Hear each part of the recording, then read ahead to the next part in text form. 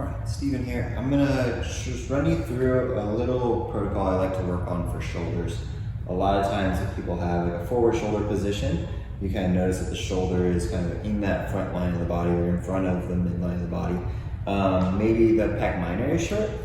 That can be pulling on this coracoid process, kind of keeping the scapula in this winged position. If you have issues overhead, then sometimes it's the lat or the subscap as well. So we'll kind of hit those three and see if we can free up some of that scapular movement and try to get some increased range of motion overhead. So the first one I like to start with is just working on the lats. Typically just a block on this, the ball we'll use for the others, but I like to set up in a sideline position so we can stack the hips, stack the knees. I'm up on an elbow and I'm gonna place the block just a little bit away from the armpit. So I don't wanna be on the edge of the scapula. So if you notice, we kind of have those carries that are gonna sit along the bottom edge of the shoulder blade. And I wanna just avoid those if I can. And then I'm gonna try to find that meaty portion right underneath the armpit.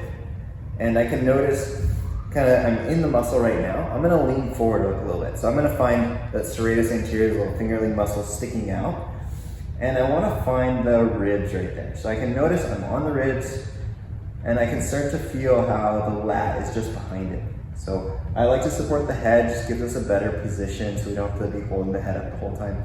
And then I'm slowly gonna start to peel that top shoulder back. So you could use a block for this, you could use a foam roller if you want.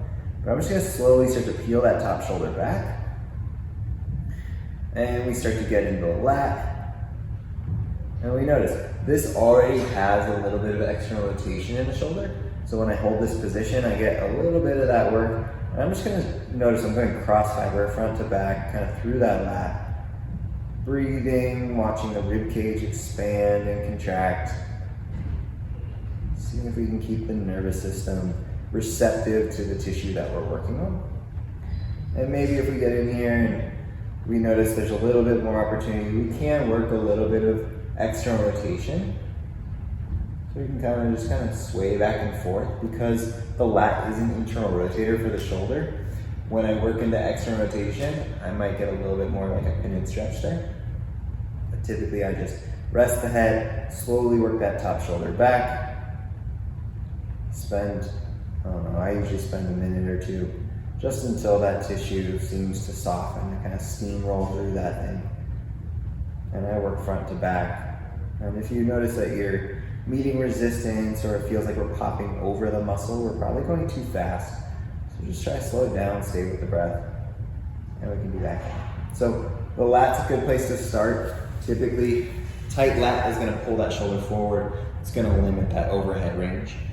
It also can be causing some issues for the external rotators. So when the internal rotators are tight, pulling on those external rotators, they're gonna show as a little bit pissed off, and we're gonna think, oh, I need to roll on those external rotators. But the truth is, it's coming from that tension pulling the shoulder inward. So after the lat, I typically go to either pec minor or subscap. For this one, we'll work on subscap first.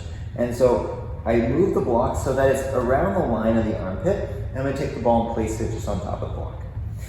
And then for this one, I wanna look for missing the rib cage and hitting the front side of the scapula. So subscap runs from that front side of the scapula through the armpit and attaches.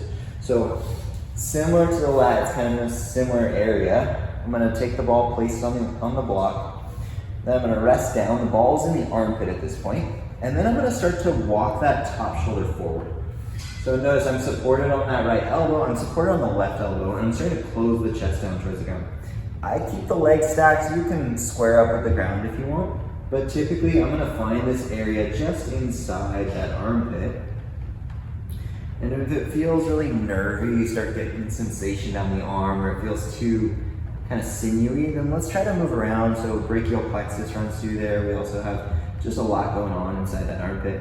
So see if we can find a spot where we can miss the rib cage and we settle into that front side of that scapula. So settling the subscap here, we can breathe. You can rest the forehead down, maybe find a spot that's gonna be comfortable for you. And similar to that external rotation working on the lat, I can pin that subscap and then keeping the elbow on the ground, I try to lift that right hand off the ground. Or for me, it's the right, but whatever is the side you're working on. And so you may notice as we start to find that extra rotation, that pin and stretch is gonna show up with more sensation on that subscap. So we can hang out here, we can breathe. We don't have to work super long, but let's see if we can. Just take a few breaths, get some of that tissue to soften, and just stay receptive in the nervous system.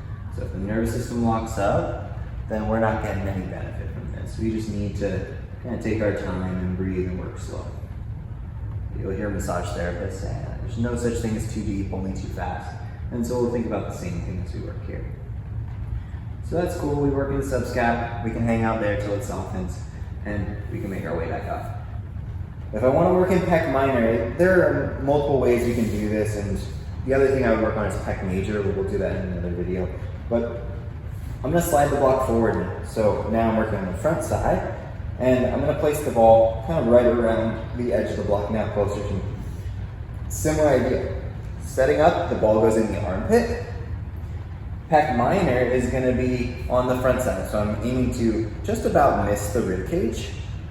And I'm sitting in that space, so coracoid process is actually a part, that little bump on the inside of the shoulder, there's kind of an attachment point, that's part of the scapula, it's actually a front orbit. And so that runs down and attaches with some of the ribs. Typically, I'm gonna settle into this space and see if I can find a comfortable spot to hang out here. So whatever's gonna work for you, again, watching for what's nervy and trying to stay off of that. So I settle into Pec Minor, I'm kind of on the back side. I like to take the top hand and just pin it. So I'm kind of sandwiching the pec with the hand and the lacrosse ball or myofascial release ball, whatever you're using. And then same idea, I can stay here, I can breathe, let the nervous system relax, find some receptivity from the body. If the breath is fast, if it's shallow, then we're working too hard, we need to slow down. And again, if we want to work a little bit of that extra rotation, you might notice how that scapula might start to pull on that Pec Minor. It's like we're trying to pull that scapula down towards the spine, and we can work a little bit of rotation here. So this will show up with a lot less than kind of the working on the lat and subscap, but let's just see if we can kind of hang out working that Pec Minor for a little bit. Take a couple breaths, stay relaxed.